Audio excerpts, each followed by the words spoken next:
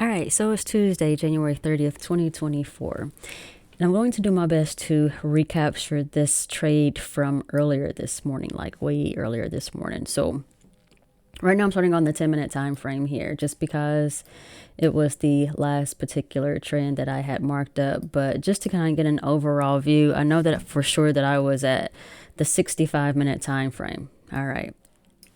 And just to capture this entire trend here. Okay, so I've got that entire trend in place. And these areas where I have these black trend lines, I had multiples here. Let's just say one here, here, another maybe here, and then maybe, no, it was one here. I don't know, one of the two, something of the sort. Anyways, so after just evaluating things, I just changed them up to 3. So as I have documented here, and then I was just like, okay, well, maybe that appears to also be my quote unquote Elliott wave in a very generic way.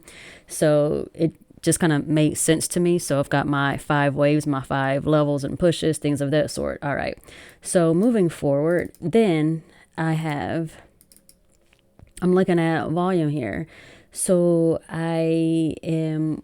when price was, I've been looking at this since last week. I'm gonna do my best to go through this really fast. So, and I was looking at it had low volume here. So last week I was expecting sales. Now again, I know I'm on 65-minute time frame. Back then it was 60 minutes. So again, just looking for the sale, and then price just continued to push up. And so then on, let's see, today being Tuesday, I'm looking at there still being volume here. And so I'm looking at the overextension, and I think that's all I want to capture on that. So I have the idea I want to look for sales just because, or excuse me, I'm looking for buys just because of having the volume on both of these MACDs here. And I was being mindful this was overextended. However, again, I'm still having the volume here. And I know at some point there will be a drop of some sort, whether it's a pullback or a correction, but the evidence just wasn't there yet. All right. So then I dropped down to 10 minutes. And so here, it was this particular trend right here that I was looking at that I was just watching, and I created another trend here, so the first one was 10 minutes, the second one here was 3, and I put levels of violation in place for it. So the 3-minute one is here as well as the 10-minute one here. And so I know that I had put this in place. I saw that there was a break of the MACD. Price was above my moving averages. I hadn't quite had the cross on the 10-minute. However, on the 3-minute, my moving averages did cross. All right. So that being said, I got, let's see, that in place. And then 2 dropping down to the 3-minute. If it is going to... No, okay, so it was actually on the 10-minute. And what I was also looking at was how there wasn't a wick on this particular candle. So I'm still figuring out how the candles and wicks and bodies and all that stuff work, kind of in a way. Anyway, so I thought that this was going to be a strong buy based upon this particular candle here. And so I also identified, let's see here, that right there, that happened. And then I think it was maybe on the 3-minute time frame is where, just a moment, lock that in place. All right, so the 3-minute time frame. Okay, so right here is where I then identified where,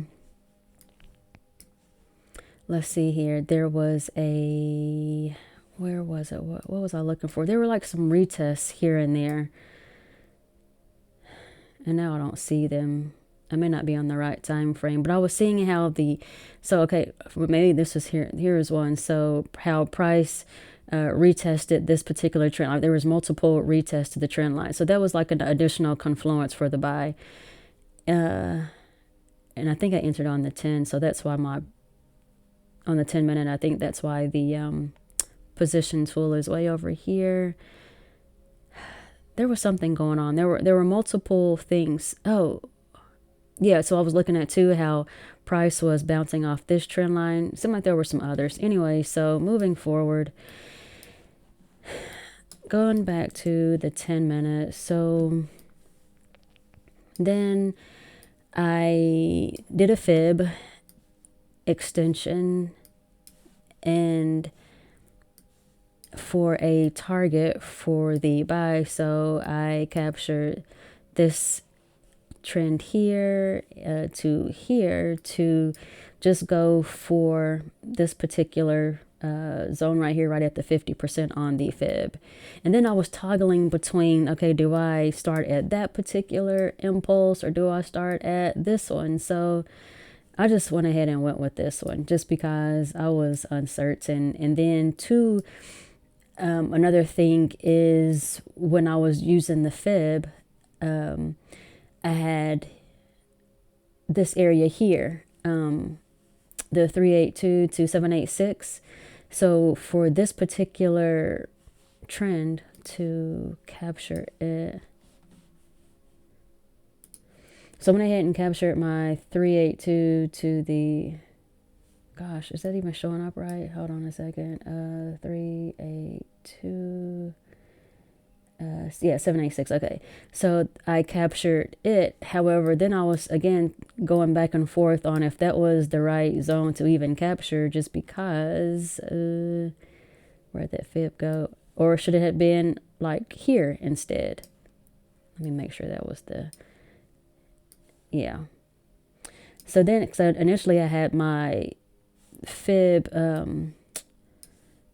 box down here further. So I just opted to go with the more recent impulse.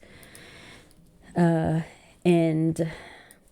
as seen here, price, it gave me a little bit of a push up on a couple of occasions before stopping me out. And actually price is in my area of the fib. So two, as price was beginning to play out, like I was already in the trade, and then I was beginning to second guess myself as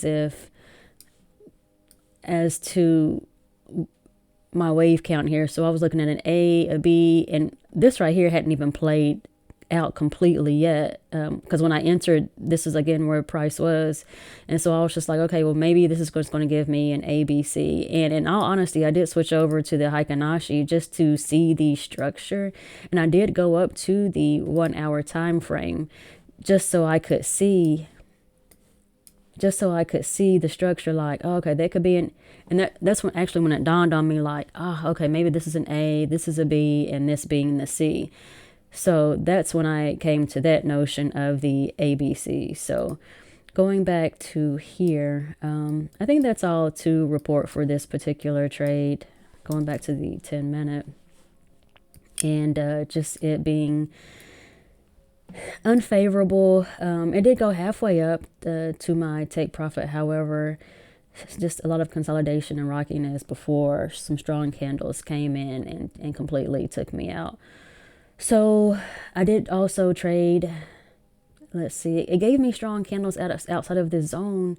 At the time, I thought everything was accurate. However, after, in hindsight, I always see things, I see the inaccuracies or the errors. So anyways, that's all to pretty much report for this particular trade.